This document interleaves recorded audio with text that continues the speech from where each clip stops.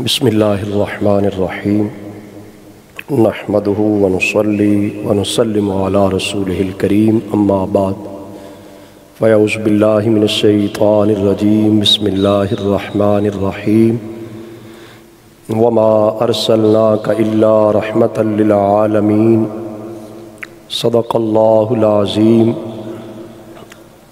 الصلاة والسلام علیک یا سیدی یا رسول اللہ وعلى آلك واصحابك یا سیدی یا حبیب اللہ مولاي صل وسلم دائما ابدا على حبیبك خیر الخلق كلهم۔ بعد از حمد و ثنا انتہائی عزت و تکریم کے لائق جملہ سامعین و حاضرین، میں شکر گزار ہوں مرکزی جامع مسجد حاضہ کی منتظمہ کمیٹی، خطیب محترم شیخ محمد عمار صاحب، سیکنڈ خطیب مولانا حافظ محمد وقاص صاحب، جنہوں نے مجھے بار دیگر آج کے خطبہ جمعۃ المبارک میں آپ حضرات سے محو گفتگو ہونے کا اعزاز بخشا۔ اللہ تعالیٰ کے حضور دعا گو ہوں کہ رب ذوالجلال جمعۃ المبارک کی بابرکت گھڑیوں میں، مقدس لمحات میں ہمیں نبی کریم صلی اللہ علیہ وآلہ وسلم کی محبت میں اضافہ فرمائے۔ نبی کریم صلی اللہ علیہ وآلہ وسلم جو رحمت بھری تعلیمات لے کر آئے، پاکیزہ سیرت اور روشن کردار سے آپ نے انسانیت کو اپنی رحمت تقسیم فرمائی، اس رحمت سے ہمیں مزید فیض یاب فرمائے۔ چونکہ ربیع الاول شریف کے مقدس اور بابرکت مہینے کی باعظمت اور بابرکت گھڑیاں ہمیں نصیب ہیں، اور دنیا بھر میں اہل ایمان اپنے پیارے آقا حضور امام الانبیاء، تاجدار کائنات، فخر موجودات، باعث تخلیق کائنات، شفیع المذنبین، خاتم النبیین، رحمت للعالمین صلی اللہ علیہ وآلہ وسلم کی ذات گرامی کے ساتھ اپنی محبت، اپنی وفا کا اظہار کر رہے ہیں۔ جگہ جگہ آقا حضور علیہ السلام کی تشریف آوری کی مسرت اور خوشی میں پروگرام کیے گئے، ذکر جاری ہے، تذکرہ جاری ہے۔ کیا ہی خوب کہا گیا، عرش پہ تازہ چھیڑ چھاڑ، فرش پہ طرفہ دھوم دھام، کان جدھر لگائیے تیری ہی داستان ہے۔ یہ ہمارے پیارے آقا حضور علیہ السلام کو اللہ تبارک و تعالی نے رحمت للعالمین بنا کر بھیجا ہے۔ آپ کے ساتھ محبت کا اظہار آپ صلی اللہ علیہ وسلم کے ذکر مبارک کو عام کر کے کیا جاتا ہے۔ حضرت قاضی ایاز مالکی رحمۃ اللہ علیہ فرماتے ہیں، من علامات محبتہ صلی اللہ علیہ وسلم کثرت ذکرہ صلی اللہ علیہ وسلم۔ نبی کریم صلی اللہ علیہ وسلم کے ساتھ محبت کی علامتوں میں ایک اہم ترین علامت یہ بھی ہے کہ جو نبی کریم صلی اللہ علیہ وسلم کے ساتھ محبت رکھتا ہوگا، وہ نبی کریم صلی اللہ علیہ وسلم کا زیادہ ذکر مبارک کرے گا، نبی کریم صلی اللہ علیہ وسلم کی تشریف آوری کے گن گائے گا۔ نبی کریم صلی اللہ علیہ وسلم جو نظام رحمت لے کر آئے، نبی کریم صلی اللہ علیہ وسلم نے جو خلق عظیم کے ذریعے انسانیت کو ایک اعلیٰ ترین اقدار اور اخلاق سے متعارف کروایا، وہ آدمی جو حضور سے پیار کرتا ہوگا، حضور نبی کریم صلی اللہ علیہ وسلم کا ذکر مبارک عام کرے گا، اور پھر اسی ذکر رسول صلی اللہ علیہ وسلم کی برکت سے دلوں کے اندر جذبہ محبت رسول صلی اللہ علیہ وسلم پروان چڑھتا ہے، جذبہ عشق رسول صلی اللہ علیہ وسلم کی فراوانی نصیب ہوتی ہے۔ جب بندہ نبی کریم صلی اللہ علیہ وسلم کا ذکر مبارک کر کے اپنے دلوں کو محبت رسول صلی اللہ علیہ وسلم سے لبریز کر لیتا ہے، اس کا نتیجہ یہ ملتا ہے کہ جہاں اندر محبت رسول صلی اللہ علیہ وسلم ہوتی ہے، اس کے پھر اثرات اور ثمرات انسان کی شخصیت پر اور معاشرے پر بھی نمایاں نظر آتے ہیں۔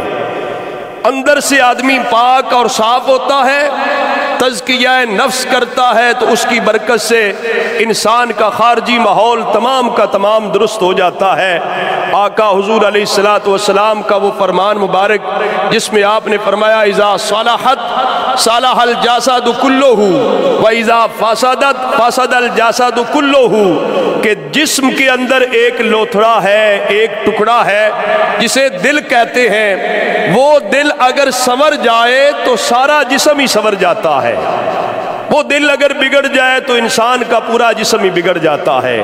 گویا کہ دلوں کی پاکیزگی کے لیے، دلوں کی طہارت کے لیے، تزکیہ نفس کے لیے نبی کریم صلی اللہ علیہ وسلم کی کامل محبت ضروری ہے۔ اور پھر اس محبت کی برکات ہیں کہ انسان اپنے پیارے نبی صلی اللہ علیہ وسلم کے کردار کو سنتا ہے، آپ کی ہسٹری، آپ کی تاریخ، آپ کی مبارک زندگی کے مختلف گوشے سنتا ہے، پڑھتا ہے، مطالعہ کرتا ہے۔ اس کی برکت سے اللہ تبارک و تعالیٰ اس کی زندگی کو نبی کریم صلی اللہ علیہ وسلم کی سنت مبارکہ کے تابع بنا دیتا ہے۔ پھر انسان کی زندگی معاشرے میں پرسکون ہو جاتی ہے، پھر اوروں کے حق طلب کرنے کے لیے نہیں کوشش کرتا، پھر اوروں کو حق دے کر خوشی محسوس کرتا ہے، پھر اس کی زندگی ایسی سنورتی ہے کہ وہ اوروں کے لیے خیر خواہی کے جذبات رکھتا ہے، اوروں کے ساتھ محبتیں شیئر کرتا ہے، الفت اور پیار سے پیش آتا ہے۔ اب یہ نہیں کرتا کہ وہ زبردستی اپنا حق ہی صرف لینے پہ بضد ہے، اوروں کے حقوق پہ ڈاکہ ڈالتا ہے، اوروں کے حقوق کی تلفی کرتا ہے، ایسے نہیں کرتا۔ دیکھیں حدیث شریف میں آتا ہے، نبی کریم صلی اللہ علیہ وسلم نے فرمایا الدین النصیحہ، یہ دین اسلام کا تعارف ہے۔ کوئی آپ سے پوچھے دین اسلام کیا ہے، دین اسلام کی تعریف کیا ہے، تو آقا حضور علیہ السلام کا یہ فرمان یاد رکھیں۔ آپ نے ایک ہی لفظ میں، ایک مبارک کلمے میں پورے دین کی تعریف کر دی، تعارف کروا دیا۔ آپ نے فرمایا الدین النصیحہ، دین خیر خواہی کا نام ہے، اوروں کے بارے اچھا سوچنے کا نام ہے، اوروں کے بارے پاکیزہ خیالات رکھنے کا نام ہے، اوروں کے حقوق کی ادائیگی کا نام ہے، اوروں کو خوش رکھنے کا نام ہے۔ اپنے لیے تو ہر کوئی جیتا ہے، اپنے لیے کرنا کوئی بڑی بات نہیں ہے۔ یہ جو آج کے مادی ماحول میں یہاں ہم بھی لوگ جو مسلمان بھائی رہتے ہیں، میں ان سے گزارش کروں گا کہ دین اسلام کی حقیقی روح کو سمجھا جائے۔ دین اسلام کی روح جب دلوں میں آئے گی، جو صوفیاء کرام نے دین اسلام کی تشریح و تعبیر اپنے عمل مبارک سے کر کے دکھائی ہے، اس میں گرے ہوئوں کو اٹھا کر سکون لوگوں کو ملتا ہے، بھوکے لوگوں کو کھانا کھلا کے سکون ملتا ہے، اوروں کے ساتھ اچھا برتاؤ کر کے سکون ملتا ہے۔ یہ تسکین روح کے لیے کچھ کام کرنا چاہیے۔ تو نبی کریم صلی اللہ علیہ وسلم نے فرمایا دین خیر خواہی کا نام ہے، ہر ایک کے ساتھ خیر خواہی ہے، بڑے کے ساتھ، چھوٹے کے ساتھ، اپنے ہم عمر کے ساتھ، دنیا میں جو موجود ہیں ان کے ساتھ بھی خیر خواہی ہے۔ جو دنیا سے چلے گئے مسلمان بھائی، ان کے لیے بھی مغفرت و بخشش کی دعائیں کر کے خیر خواہی کا اظہار کیا جاتا ہے۔ یہ دین اسلام ہے جس میں ہر ایک کے بارے اچھا سوچا جاتا ہے، اچھا ہر ایک کے لیے کیا جاتا ہے۔ دیکھیں میں ایک مثال آپ کے سامنے رکھنا چاہوں گا۔ صحابی رسول ہے حضرت سیدنا جریر بن عبداللہ بجلی رضی اللہ تعالیٰ عنہ، آپ کے متعلق آتا ہے کہ آپ کا ایک غلام گیا آپ کے بہاف پر ہی خرید و فروخت کرنے، ایک گھوڑا 400 درہم کا خرید کے لے آیا۔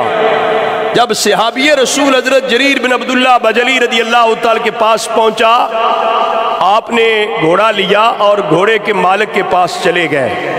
آپ اندازہ کیجئے آج ہم بھی بیع شرا کرتے ہیں، ہم بھی معاملات اور خرید و فروخت رکھتے ہیں، لیکن دیکھیں صحابی رسول جنہوں نے دلوں میں محبت رسول صلی اللہ علیہ وسلم کو آباد کیا، جنہوں نے اپنے ظاہر پر سنت نبوی کا اور سیرت نبوی کا رنگ چڑھایا تھا، ان کا حال کیا ہے؟ جریر بن عبداللہ بجلی صاحب وہ گھوڑا لے کر گئے، گھوڑے کے مالک کے پاس جا کر کہتے ہیں آپ کا گھوڑا تو بڑا عمدہ ہے، بڑا اچھا، بڑا اعلیٰ ہے، بڑا قیمتی ہے، آپ نے اتنا سستا دے دیا ہے، یہ 400 درہم کا نہیں ہے، یہ تو 500 درہم کا ہے۔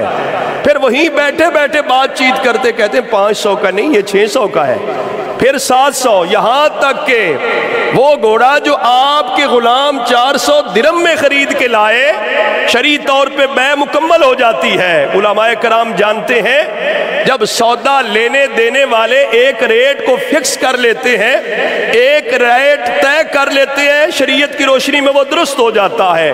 ہاں مہنگا ہو سستا ہو وہ الگ بات ہے، لیکن شرعی طور پہ بیع مکمل ہو جاتی ہے۔ اب بیع مکمل ہو جائے تو انسان مالک ہو جاتا ہے اپنی چیز کا جو خریدتا ہے۔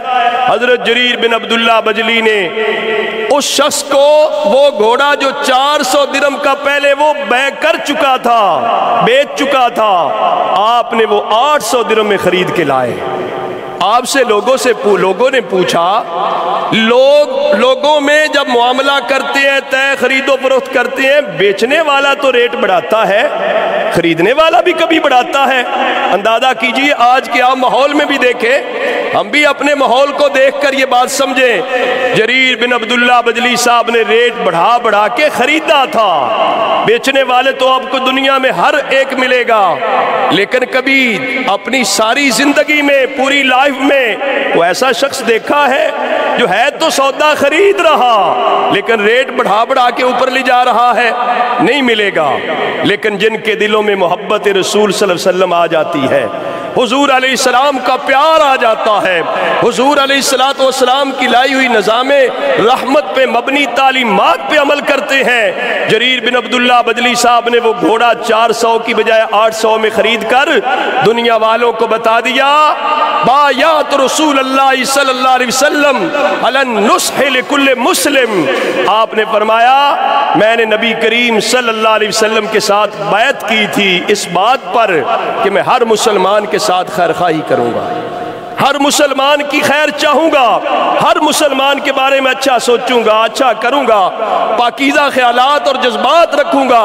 یہ ہمارے پیارے نبی صلی اللہ علیہ وسلم کی تعلیمات کا نتیجہ ہے۔ آج جہاں ہم ذکر رسول صلی اللہ علیہ وسلم عام کر کے میلاد مصطفیٰ صلی اللہ علیہ وسلم مناتے ہیں، یہاں پہ تجدید عہد کرنے کی ضرورت ہے کہ نبی کریم صلی اللہ علیہ وسلم کے جشن رسول کے ساتھ ساتھ مشن رسول صلی اللہ علیہ وسلم کو بھی اپنایا جائے، نبی کریم صلی اللہ علیہ وسلم کی سیرت و کردار پہ عمل کیا جائے۔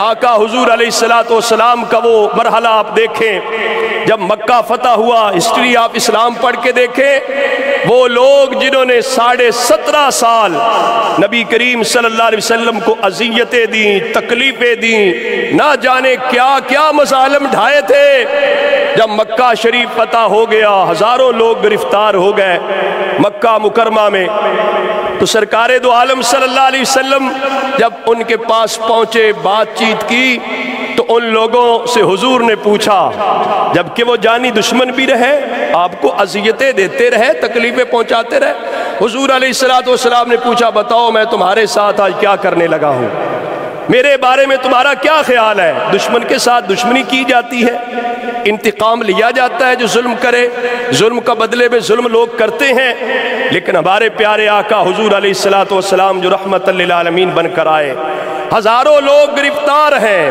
حضور علیہ السلام اشارہ کریں ان کے ساتھ کچھ بھی ہو سکتا ہے، لیکن میرے آقا حضور علیہ السلام نے جب پوچھا اے مکہ کے سرداروں، کفار مکہ بتاؤ آج میں تمہارے ساتھ کیا سلوک کرنے لگا ہوں، کیا کرنے والا ہوں، کیا کروں گا؟ وہ سارے بیک زبان کہتے ہیں انت اخن کریم وابن اخن کریم، ہمیں آپ کے بارے میں یہی معلومات ہیں، آپ بڑے مہربان ہیں، مہربان باپ کے بیٹے ہیں، آپ بڑے مہربان ہیں، مہربان باپ کے آپ بیٹے ہیں، آپ کریم ہیں، کریم کے بیٹے ہیں، آپ تو کرم ہی کریں گے۔ یہ ہمارے پیارے آقا صلی اللہ علیہ وسلم کے بارے میں دشمن کے بھی یہ خیالات تھے، ویوز تھے، کہنے لگے آپ بڑے کریم ہیں، مہربان ہیں۔ میرے آقا علیہ السلام نے اس موقع پر یہ ہمارے لیے آج مشکلات بن گئی. ہم اپنے ماں باپ کو بھی معاذ اللہ معاف کرنے کو تیار نہیں ہے، اپنی اولاد کو معاف کرنے کو تیار نہیں، دوست احباب کو، بہن بھائیوں کو. یہ معاشرہ مادیت زدہ، اپنے ذاتی مفادات کے بل بوتے لوگ قدریں بھول گئے، اسلام کی اخلاق تعلیمات بھول گئے. حضور علیہ السلام نے اس موقع پہ ارشاد فرمایا تھا اذهبوا وانتم الطلقاء، تم چلے جاؤ تمام کے تمام تم آزاد ہو. نبی پاک صلی اللہ علیہ وسلم نے عام معافی کا اعلان کیا تھا.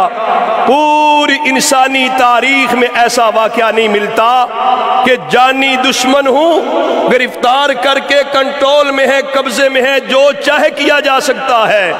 لیکن نبی کریم صلی اللہ علیہ وسلم نے انہیں عام معافی دے کر پوری دنیا کو ورطۂ حیرت میں ڈال دیا کہ کوئی کیا ایسا بھی شخص ہے سارا اختیار ہوتے ہوئے اپنے دشمنوں کو معاف کر رہا ہے. اور اتنے بڑے پیمانے پہ عام معافی کا اعلان. آقا حضور نے فرمایا لا تثریب علیکم اليوم، آج کے دن میں تمہارے اوپر کوئی الزام بھی نہیں رکھتا. جو حضرت یوسف علیہ السلام نے اپنے بھائیوں کو معاف کرنے کے لیے جو کہا تھا قرآن مجید میں موجود ہے، وہی جملہ حضور نے اپنے ذاتی دشمنوں کو معاف کرنے کے لیے بولا ہے. لا تثریب علیکم اليوم، میرا تمہارے اوپر کوئی الزام بھی نہیں ہے. پہلے الزام ہوتا ہے مقدمے کا، پھر جا کر وہ ثابت ہوتا ہے تو جرم بن. حضور نے فرمایا میرا تمہارے اوپر کوئی الزام نہیں. اذهبوا وانتم الطلقاء، تم سارے آزاد ہو. سیرت بتاتی ہے کہ پوری انسانی تاریخ میں حضرت آدم علیہ السلام سے لے کر آج تک کوئی ایک ایسا واقعہ نہیں دکھا سکتا کہ اتنے بڑے پیمانے پر ذاتی دشمنوں کو، جان کے دشمنوں کو عام معافی کا اعلان کر کے ہزاروں لوگوں کو آزاد کر دیا ہو. یہ صرف اور صرف میرے اور آپ کے آقا حضور رحمت للعالمین صلی اللہ علیہ وسلم کی شان گرامی ہے. اور آتا ہے جب جنگ حنین ہوئی تھی 2000 وہ طلاقات تھے جو مسلمان ہو کر حضور علیہ السلام کے اسلامی لشکر میں شامل تھے. اور یوں ہی فتح مکہ کے موقع پر لوگوں نے یہ بھی دیکھا، ایک وقت تھا جب سرکار دو عالم صلی اللہ علیہ وآلہ وسلم ابھی مکہ مکرمہ کی زندگی گزار رہے تھے، بیت اللہ شریف میں اندر داخل ہو کر عبادت کرنا چاہتے تھے. جو کعبہ شریف کی چابی کلید بردار تھے حضرت عثمان بن طلحہ حجبی رضی اللہ تعالیٰ عنہ، وہ باقی لوگوں کو تو اندر آنے جانے کی اجازت دے رہے تھے، نبی کریم صلی اللہ علیہ وآلہ وسلم کو اجازت نہیں دے رہے تھے. نبی کریم صلی اللہ علیہ وآلہ وسلم نے ایک دن فرمایا اے عثمان، ایک دن آئے گا یہ چابی مجھ محمد کے ہاتھ پر ہوگی، میں جس کو چاہوں گا پھر میں دوں گا، پھر کوئی آدمی ظالم کے سوا وہ چابی چھین نہیں سکے گا. جب حضور نے یہ فرمایا تو عثمان بن طلحہ حجبی اس ٹائم مسلمان نہیں تھے، مکی زندگی کا واقعہ ہے، وہ کہنے لگے جس دن یہ چابی کعبے کی آپ کے ہاتھ میں آئے گی پھر تو قریش ذلیل ہو جائیں گے، پھر تو قریش ذلیل ہو جائیں گے، تباہ و برباد ہو جائیں گے. حضور نے فرمایا نہیں، ذلیل بھی نہیں ہوں گے، عزت پائیں گے، اور تباہ و برباد نہیں ہوں گے، زندہ رہیں گے اور عزت پائیں گے. پھر جب فتح مکہ کے موقع پہ حضور نے چابی منگوائی، اپنے ہاتھ پہ چابی رکھ کے عثمان بن طلحہ حجبی سے کہا ہے عثمان وہ بات یاد کر، میں نے آپ کو کہا تھا ایک وقت آئے گا یہ چابی مجھ محمد کے ہاتھ پر ہوگی، میں جس کو چاہوں گا عطا کروں گا. عثمان بن طلحہ حجبی بھی موجود تھے. آقا حضور کے چچا زاد حضرت عباس اور آپ کے چچا زاد بھائی حضرت مولا علی المرتضیٰ رضی اللہ تعالیٰ دونوں چاہتے تھے کعبے کی چابی ہمیں دے دی جائے. آقا حضور علیہ السلام نے کعبہ کی چابی بارے دیگر پھر عثمان بن طلحہ حجبی کو عطا کر دی. عثمان بن طلحہ حجبی نے مکی زندگی میں حضور کے لیے دروازہ نہیں کھولا، باقی لوگوں کے لیے دروازہ کھول دیا، کفار کے لیے حضور کو اندر نہیں جانے دیا تھا. لیکن آج آپ کے پاس اختیار تھا، قدرت تھی، مکہ فتح ہو چکا تھا، سب کچھ آپ کر سکتے تھے، لیکن آپ نے چابی لے کر دوبارہ عثمان بن طلحہ حجبی کو عطا کر دی تھی. یہ ہے حسن رویہ، یہ ہے نبی کریم صلی اللہ علیہ وسلم کی مبارک سیرت اور آپ کا روشن کردار جو ہمیں دعوت دیتا ہے کہ ہم نبی کریم صلی اللہ علیہ وسلم سے پیار کریں. نبی پاک صلی اللہ علیہ وسلم کے لائے ہوئے دین رحمت، دین اسلام کی روح کو سمجھیں، اوروں کے ساتھ اس نے سلوک کریں، ایک دوسرے کے حقوق کا خیال رکھیں۔ یہ سرکار دو عالم صلی اللہ علیہ وآلہ وسلم کی تعلیمات ہیں۔ نبی پاک صلی اللہ علیہ وآلہ وسلم کا ایک واقعہ نہیں، اسی فتح مکہ کے موقع پر ابو جہل کس قدر حضور کا جانی دشمن تھا۔ ابو جہل کا بیٹا حضرت اکرمہ رضی اللہ تعالیٰ عنہ ہجرت کر کے مکہ چھوڑ کے جا چکے تھے یمن۔ ان کی اہلیہ، ان کی مسز گئی، جا کر کہتی ہے اکرمہ حضور علیہ السلام نے تو ہر احمر، ہر اسود، ہر رنگ والے آدمی کو عام معافی کا اعلان کر دیا ہے، اکرمہ تو بھی واپس چل، حضور سے معافی لے لے، امان لے لے۔ اکرمہ کہتا ہے ذرا ہوش سے بات کر، میں ابو جہل کا بیٹا ہوں، میرے لیے معافی کیسے ہو سکتی ہے؟ نبی کریم صلی اللہ علیہ وسلم کی شان رحمت دیکھو۔ اکرمہ کی زوجہ کہتی ہے آپ جا کر تو دیکھو کہ حضور کتنے کریم ہیں، کتنے رحمت للعالمین اور مہربان ہیں۔ جب واپس آتے ہیں اکرمہ تو حضور علیہ السلام نے استقبال کرتے کہا تھا مرحبا بالراکب المہاجر، اے ہجرت کر کے جانے والے سوار، تیرا واپس آنا خوش آمدید ہے۔ حضور نے ویلکم کیا تھا اپنے جانی دشمن کے بیٹے اکرمہ کو۔ بعد میں حضرت اکرمہ رضی اللہ تعالی مسلمان ہو گئے۔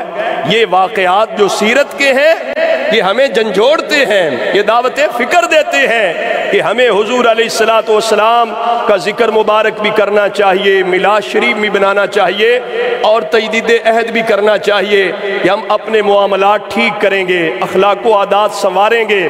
نبی پاک صلی اللہ علیہ وسلم پوری کائنات میں جتنے اعلیٰ اخلاق حضور لے کر آئے کائنات میں کوئی بھی نہیں لے کے آیا۔ انما بعثت لاتمم مکارم الاخلاق، حضور نے فرمایا میں تو دنیا میں آئے ہی اس لیے ہوں اعلیٰ اخلاق کی تکمیل کروں۔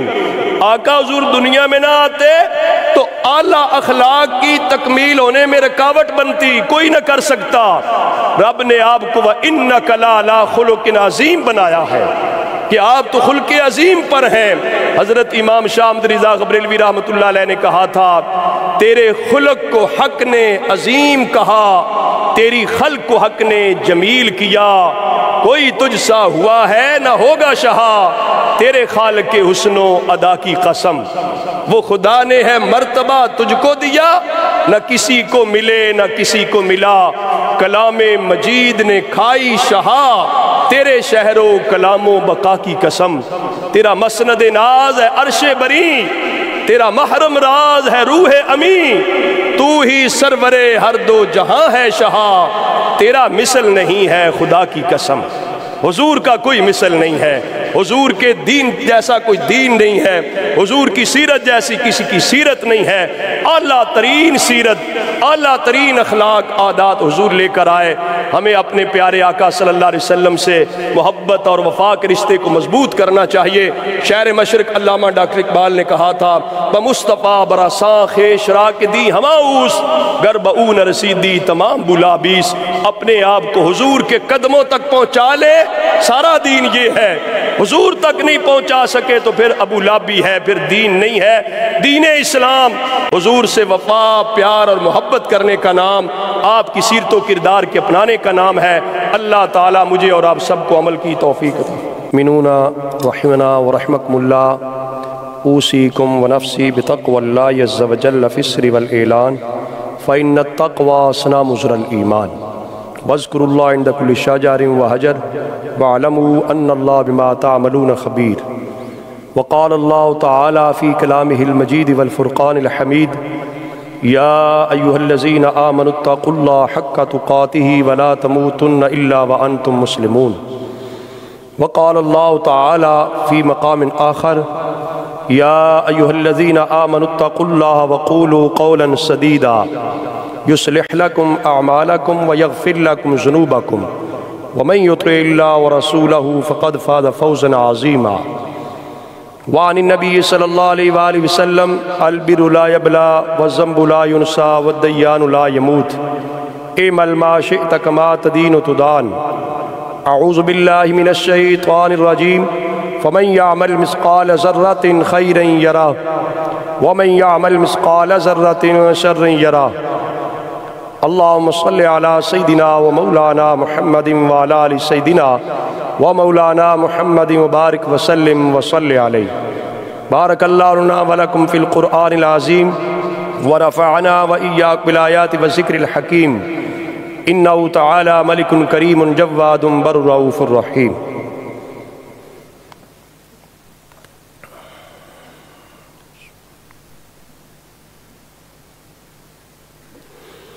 الحمدللہ نحمدہ ونستعینہ ونستغفرہ ونؤمن بہ ونتوکل علیہ ونعوذ باللہ من شرور انفسنا ومن سیئات اعمالنا من یہدہ اللہ فلا مضل لہ ومن یضللہ فلا ہادی لہ ونشہد ان لا الہ الا اللہ وحدہ لا شریک لہ ونشہد ان سیدنا ومولانا محمدا عبدہ ورسولہ وصلی اللہ تعالی علی حبیب محمد وآلہ واصحابہ خصوصاً علی سیدنا و مولانا ابی بکر الصدیق رضی اللہ تعالی عنہ وعلی سیدنا و مولانا عمر بن الخطاب رضی اللہ تعالی عنہ وعلی سیدنا و مولانا عثمان بن عفان رضی اللہ تعالی عنہ وعلی سیدنا و مولانا علی المرتضی کرم اللہ تعالی وجہ الکریم وعلی امہ الشریف حمزہ والعباس رضی اللہ عنہما وعلی سبتئی الحسن والحسین و امہما السیدہ فاطمہ الزہرا رضی اللہ تعالی عنہا وعلى جميع آلہ واصحابہ اجمعین اما بعد فاعوذ باللہ من الشیطان الرجیم بسم اللہ الرحمن الرحیم